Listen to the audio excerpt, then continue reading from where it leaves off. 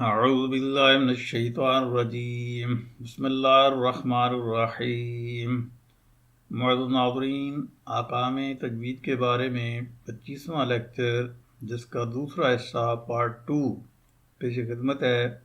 دعا ہے کہ اللہ رب العزت صحیح اور حق بیان کرنے کی توفیق دیں، آمین۔ حمزہ کے احکام جبکہ دو حمزے ایک ساتھ ہوں، 4 احکام ہیں: تحقیق، تسہیل، ابدال، حذف۔ ان 4 میں سے 3 پر اس کے لیکچر کے پہلے حصے میں گفتگو ہو چکی ہے، جس میں تحقیق، تسہیل اور حذف۔ آج اس کا جو چوتھا حکم ابدال رہتا ہے اس کے بارے میں گفتگو کروں گا۔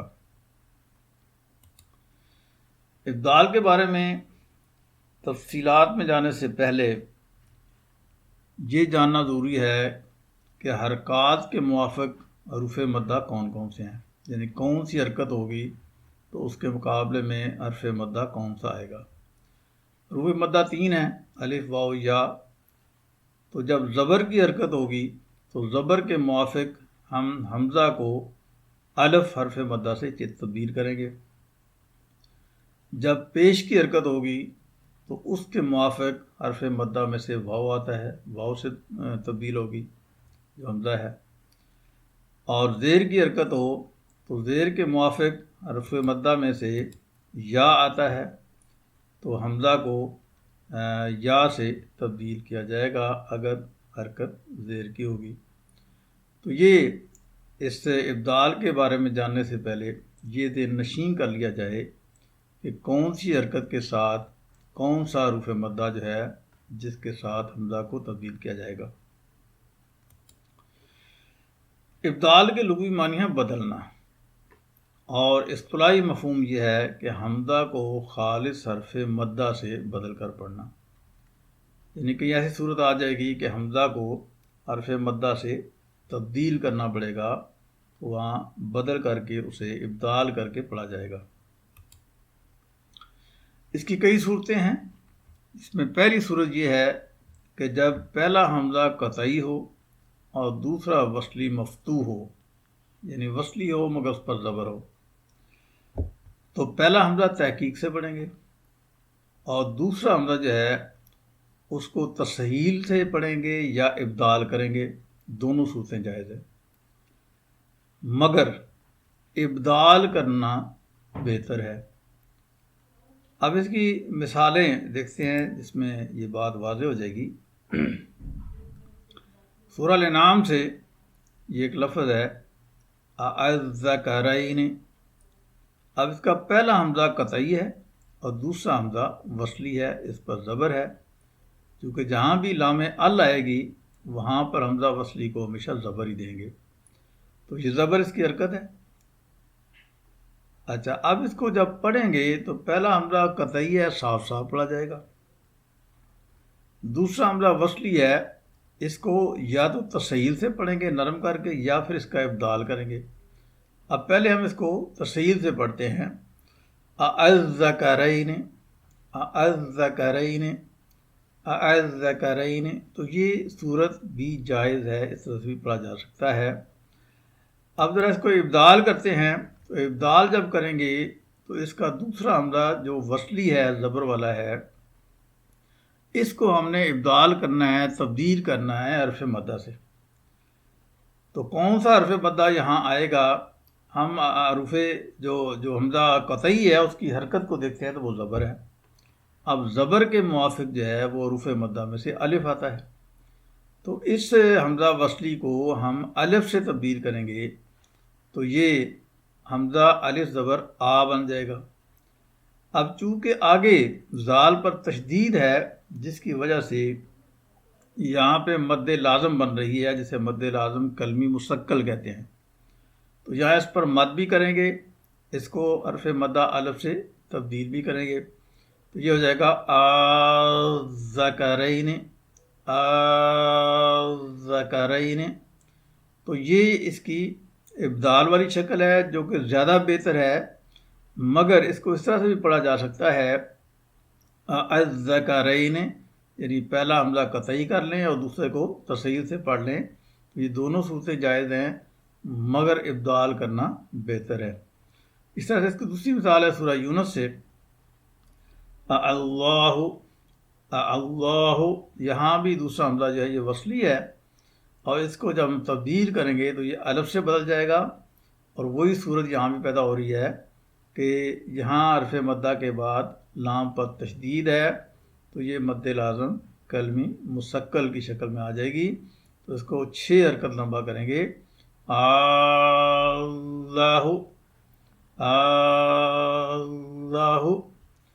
اسی طرح ایک اور مثال سورہ یونس ہی سے وہ ہے الآن الآن، تو اس کو بھی الآن، یہاں بھی مد لازم بن رہی ہے، 6 حرکت لمبی ہوگی۔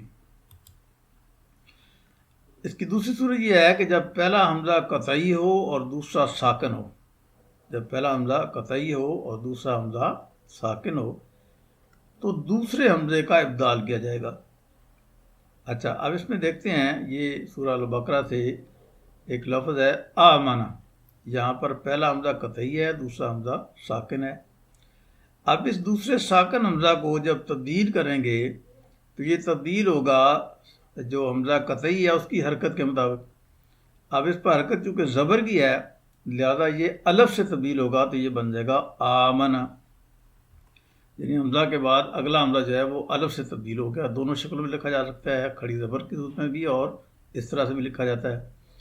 تو یہ دوسرا حمزہ جو ساکن ہے اس کو حرف مدہ سے تبدیل کریں گے تو یہ بن جائے گا آمنہ آمنہ، تو یہ ابدال سے پڑھا جائے گا۔ اسی طرح ایک اور لفظ ہے سورہ البقرہ سے ہی جس میں جو پہلا حمزہ قطعی ہے اس کے نیچے زیر ہے اور آگے دوسرا حمزہ ساکن ہے۔ اب زیر کے مطابق ہم دوسرے حمزے کو تبدیل کریں گے، ابدال کریں گے، تو زیر کے موافق چونکہ یا ہوتی ہے لہذا یہ یا جو ہے اس کی جگہ لے گی دوسرے حمزہ جو ساکن ہے، تو یہ ہو جائے گا ایمانکم ایمانکم۔ اسی طرح پیش کی مثال میں دیکھتے ہیں سورہ البقرہ کے اندر ہی، تو یہ لفظ ہے اُؤْتُو اُؤْتُو، یعنی دوسرا حمزہ ساکن ہے، پہلا حمزہ جو ہے وہ قطعی ہے، تو پہلے حمزے پر چونکہ پیش ہے اور پیش کے موافق واو ہوتی ہے تو اس کو واو سے تبدیل کریں گے تو یہ ہو جائے گا اوتو اوتو۔ تو یہ جو ابدال ہے اس کو ابدال وجوبی کہتے ہیں۔ اس کی تیسری صورت یہ ہے کہ جب پہلا حمزہ متحرک وصلی ہو اور دوسرا حمزہ ساکن ہو، تو ہم یہاں دیکھتے ہیں کہ دوسرے حمزہ کو یا ابدال کیا جائے گا۔ اب پہلا حمزہ متحرک وصلی، اب یہ وصلی حمزہ ہے اور اس پر پیش کی حرکت اس کے تیسرے حرف کی وجہ سے پیش آئی ہے، تو یہ ہے اُؤْتُمِنَ۔ اب پیش کو جب ہم دوسرے حمزے کو تبدیل کریں گے پیش کے موافق تو واو سے تبدیل ہوگی، تو یہاں حمزہ کی جگہ جو ہے ابدال کرتے ہوئے اس کو واو سے بدل دیں گے حمزہ کو، تو یہ ہو جائے گا اُؤْتُمِنَ اُؤْتُمِنَ۔ تو یہ اس کی ایک تیسری صورت ہے ابدال کی۔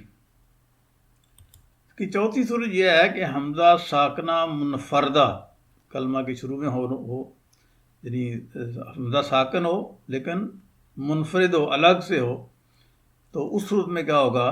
تو اس میں سورہ الاحقاف کی آیت نمبر 4 فی السماوات تونی، یہ ایک آیت ہے، اس میں سے اگر فی السماوات کو ہٹا دیں تو یہ جو لفظ ہے باقی اس کی یہ صورت رہ جائے گی، یعنی شروع میں حمزہ ساکن ہے۔ اب اس کو جب پڑھنا ہے الگ سے تو اس سے پہلے حمزہ وصلی لانا پڑے گا۔ جب حمزہ وصلی اس سے پہلے لائیں گے تو اب آگے جو حمزہ ساکن ہے اس کو جب ہم نے تبدیل کرنا ہے تو اس کو تبدیل کرنے کے لیے ہم اس جملے میں، اس آیت میں اس حمزہ سے پہلے کا جو حرف ہے اس کی حرکت کو دیکھیں گے۔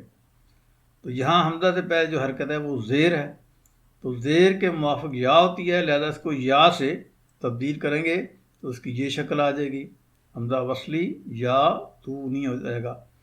اب الف کو چونکہ حرکت دینی ہے تو الف کو یا کے موافق حرکت دیں گے تو وہ زیر آئے گی، تو یہ پڑھا جائے گا ایتونی، ایتونی، یعنی جب اس کو الگ سے پڑھیں گے تو ایتونی پڑھیں گے، اور جب اس کو جملے میں یا وصل کی صورت میں پڑھیں گے تو فی السماواتی تونی پڑھا جائے گا۔ تو یہ ابدال کی چوتھی صورت ہے۔ تو ناظرین، اس لیکچر میں ابدال سے متعلق تفصیلات میں نے آپ کے سامنے رکھی ہیں۔ آئندہ لیکچر میں انشاءاللہ اللہ کلام اس کے بارے میں گفتگو کروں گا۔ آخر میں گزارش، سبسکرائب کریں اور ویڈیو کو زیادہ شیئر کریں۔ اللہ آپ کا حامی و ناصر ہو۔ وآخر دعوانا الحمدللہ رب العالمین۔